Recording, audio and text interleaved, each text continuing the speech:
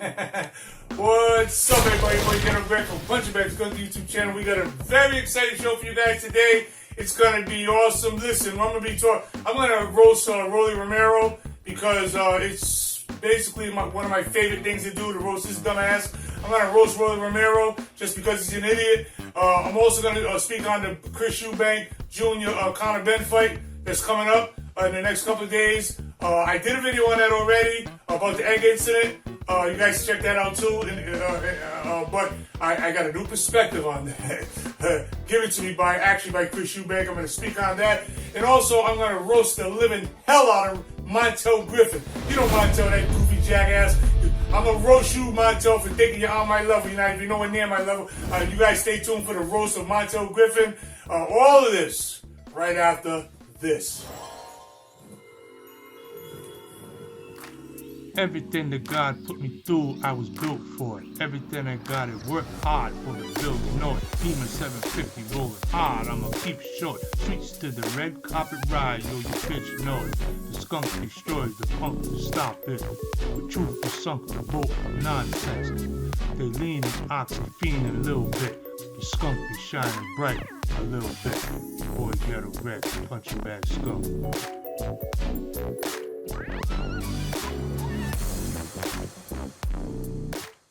Rolly, rolly, roll.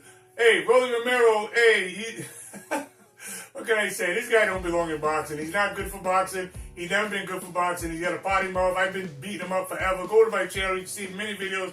I got one video where I repeatedly showed a knockout loss to Gervonta Davis, my favorite fighter, with the glove over there, autographed by Gervonta, my favorite fighter, Gervonta Davis.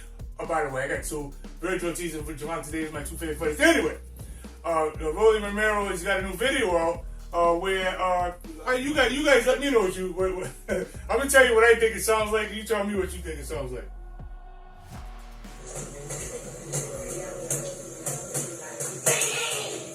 You guys can't see it, I don't think. But he's hitting a heavy bag.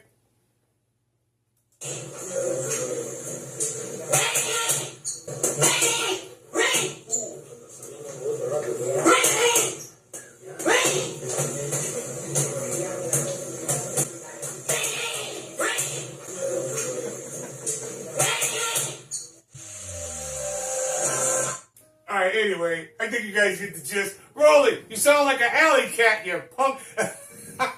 These kids today, they're just idiots. Alright, meow, meow, meow. Hey, why is Rolly even still in boxing? Why is this guy, why is he in high profile fights? I don't know. This just tells you the state of boxing today, that this guy is a draw. He's actually a draw. There's people that defend him and all kind of stuff. Even Teofimo Lopez was defending. I guess they're friends because when I was up in New York with Teofimo, he was telling me that that I guess they're friends. Anyway, he should. I don't give a damn what Teofimo thinks. Rolly Romero shouldn't be in boxing. He should be in the UFC or wrestling or somewhere over there. Boom. All right, let's move on to Chris Eubank.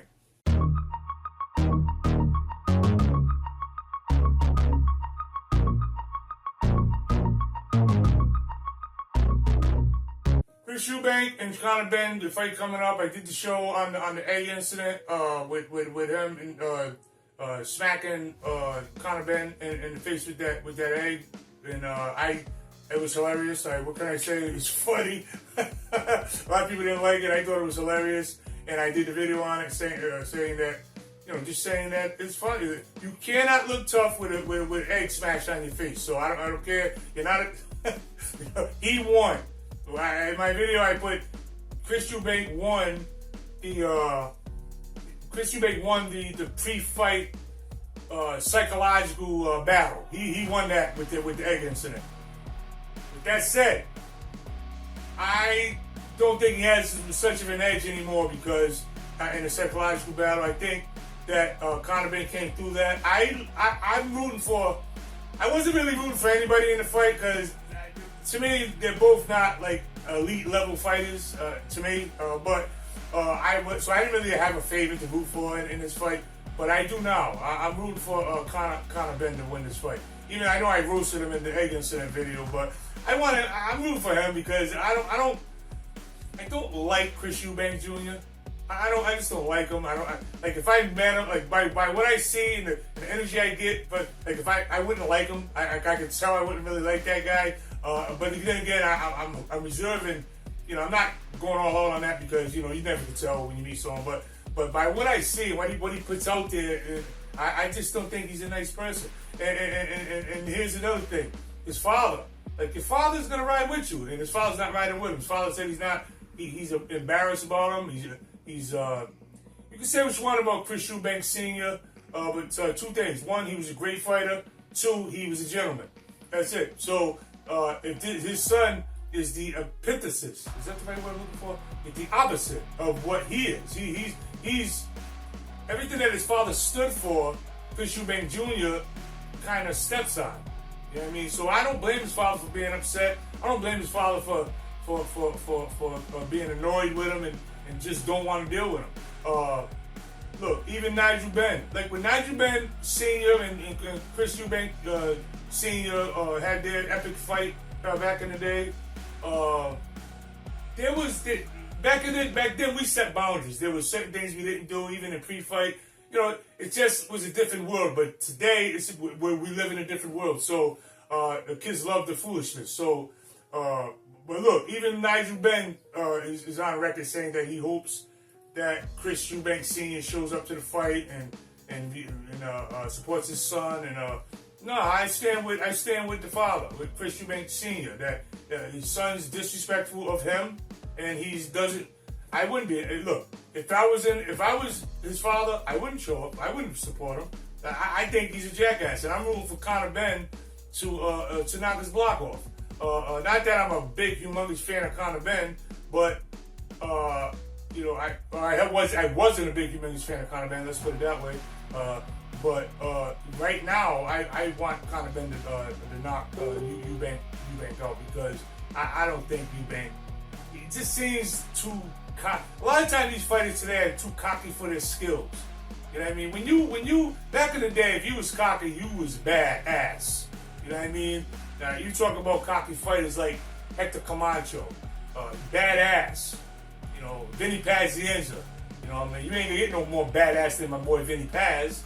You know what I mean? So you had these guys that ran their mouth, but they back it up. Or remember a guy named Jorge Paez. These guys was Flint. I don't want to say flamboyant. That sounds too Liberace. But these guys was flashy, but they backed it up with rock hard, solid toughness. You know what I mean? And you know what I mean? And they still had class. Did you see that heavyweight? Just change subject a little bit. See that heavyweight? I can't even think of his name. What's his name? This coming up, and these guys telling the guy to suck his. I mean, I think there's something.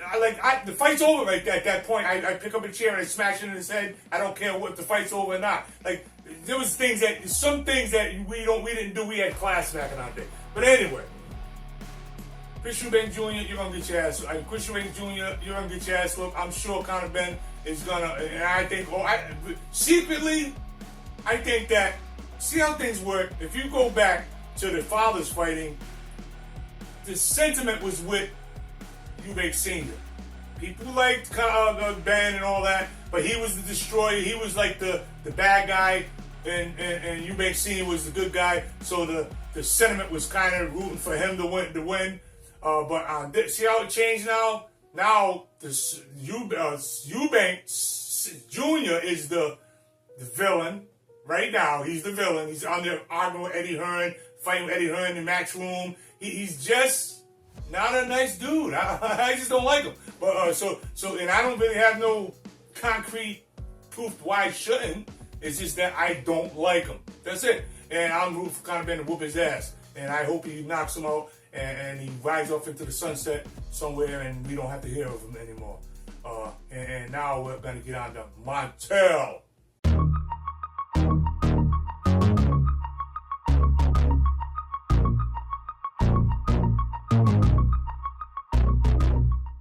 Montell Griffin is a guy that I have no respect for him now. No, I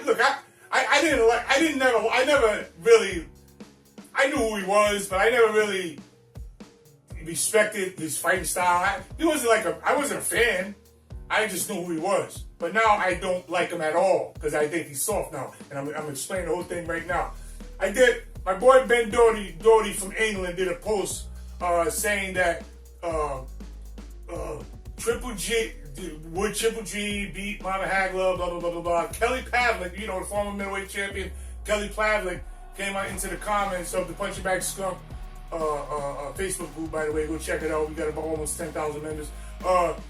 He said that, Kelly Pavlik said that I guess he said that Triple G would beat Muhammad Hagler and blah, blah, blah, all this foolishness. So I'll tell you what I told Kelly Pavlik. I said, Kelly Pavlik knows better than, this is the comment in the comment section, to answer to Kelly Pavlik. Kelly Pavlik knows better than that. Hell, casuals know better than that. I guess Canelo beats Hagler too, right? Anyone who agrees with this foolishness is high as a kite. Kelly Pavlik is tripping.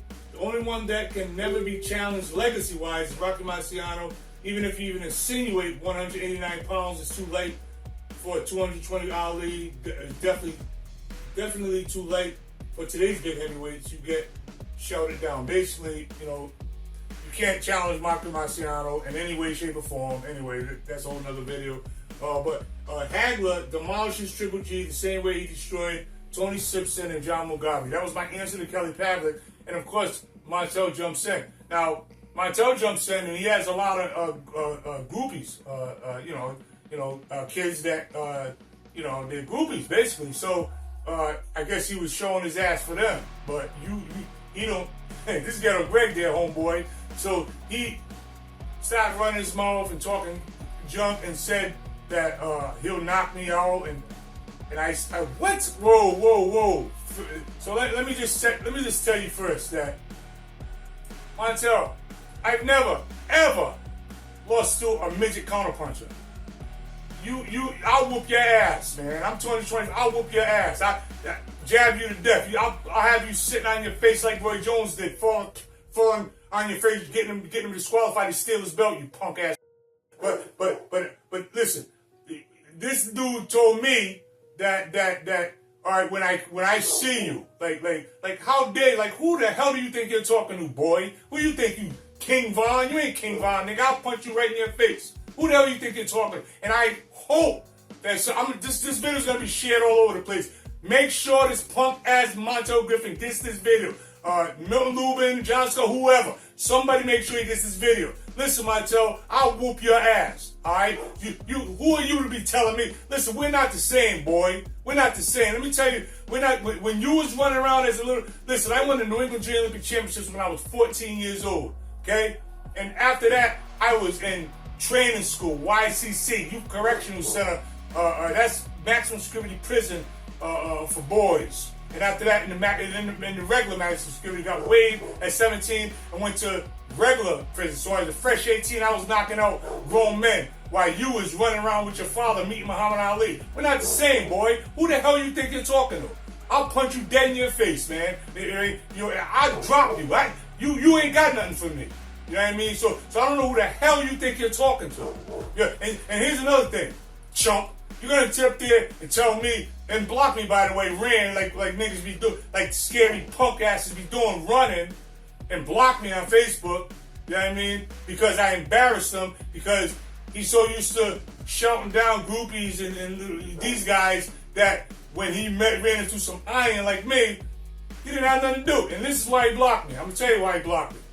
Because he's running his mouth like a tough guy online. Montell, running his mouth like a tough guy. And then I pulled your coat. I told the truth. When we was at Rob Garris's function up in New Rochelle, New York, 2 years ago, about a couple of years ago, this is why you blocked me, because you didn't want to address it. I asked you to address it in front of everybody online. You didn't want to do it, so you blocked me, you chump. We was up there at New Rochelle, Rob Garris's function in New Rochelle, New York. Your girl, I don't know if you're with her, I don't know if you're still with her, I don't even know her. But she was, Rob had set up a little buffet line. She was in the line acting ratchet and ghetto and stupid. And I pulled her up on it and said, why don't you just shut the hell up? And she ran right to you. And I didn't even know it was your girl. She ran right to you. And I looked over there and I seen her talking to you, pointing at me. And you didn't do a damn thing. I don't know what you told him. You probably told him, leave it alone, let it go. Whatever you said, you didn't say a damn thing to me. But now, you're online talking about you're going to whoop my ass? Are you kidding me? Why you didn't do it then when I chastised your girl? So now you block me. You blocked me because you didn't want to address it. When I pulled you out of your closet and said, look, address that. You're talking like a tough. All right, you're a tough guy. So address that. Why didn't you approach me when I yelled at your girl? Okay, case closed. So he blocked me. And here's another reason he blocked me.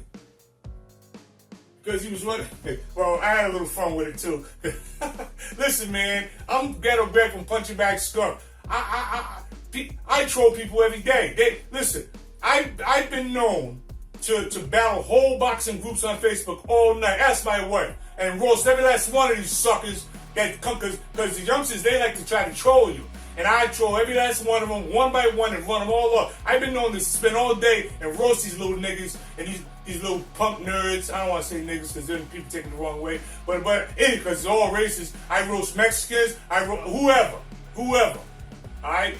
So I had a little fun with Montell. Here's one that just had a little fun with. This is a picture of him because he's talking like a tough guy. And this picture, you can't see it, but this picture doesn't say tough. You sit there looking like a little. It don't even look tough anyway. But like I had a little fun with it.